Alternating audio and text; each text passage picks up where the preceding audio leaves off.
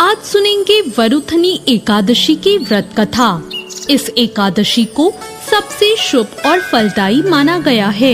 मान्यता के अनुसार वरुथनी एकादशी व्रत करने से व्यक्ति के सारे पापों का नाश होता है और उसे सौभाग्य की प्राप्ति होती है।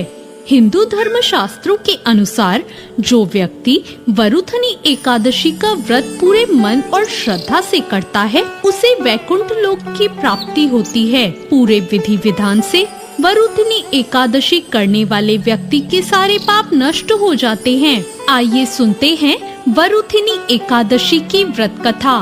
प्राचीन काल में माधांता नाम का एक राजा नर्मदा नदी के तट पर राज करता था। वो अत्यंत दानी और तपस्वी था। राजा हमेशा धार्मिक कार्यों और पूजा पाठ में लीन रहता था।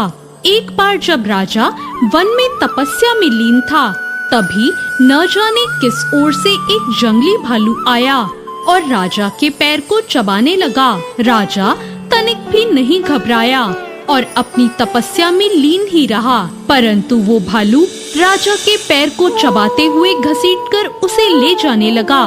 तब राजा ने तपस्या धर्म का पालन करते हुए बिना क्रोध करते हुए अपनी रक्षा के लिए भगवान विष्णु से प्रार्थना की। राजा की प्रार्थना सुनकर भगवान विष्णु वहां प्रकट हो गए और अपने चक्र से उन्होंने भालू का वध कर दिया और राजा को बचा लिया। राजा के पैर को भालू पहले ही खा चुका था। जब राजा ने अपने पैर की हालत देखी तो उसे अत्यंत पीड़ा हुई। वो अपने पैर की हालत देखकर बहुत दुखी हुआ।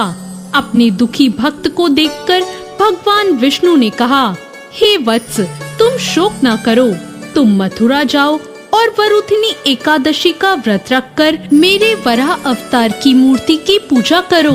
व्रत के प्रभाव से तुम फिर से संपूर्ण अंगों वाले हो जाओगे। भालू के द्वारा तुम्हारे पैर का नष्ट हो जाना तुम्हारे पूर्व जन्म के दुष्कर्मों की सजा थी। भगवान विष्णु की आज्ञा को तुरंत मानकर राजा माधांता ने मथुरा जाकर पूरे श्रद्धा और लगन से वरुथनी एकादशी का व्रत किया। व्रत के प्रभाव से शीघ्र ही राजा पुनः संपूर्ण अंगों वाला और सुंदर हो गया। तो ये थी वरुथनी एकादशी की व्रत कथा। वरुथनी एकादशी के दिन सुबह जल्दी उठकर स्नान करके स्वच्छ वस्त्र धारण करें। इसके बाद भगवान विष्णु की प्रतिमा को स्नान कराएं, उन्हें साफ सुथरे वस्त्र पहनाएं। प्रतिमा को रखने वाली चौकी पर गंगा जल छिड़ककर शुद्ध करें। इसके बाद भगवान विष्णु की अक्षत, दीपक आदि 16 सामग्री से पूजा करें। भगवान विष्णु को गंध, पुष्प, तुलसी आदि अर्पित करें। व्रत के दिन भगवान विष्णु को भोग अवश्य लगाएं।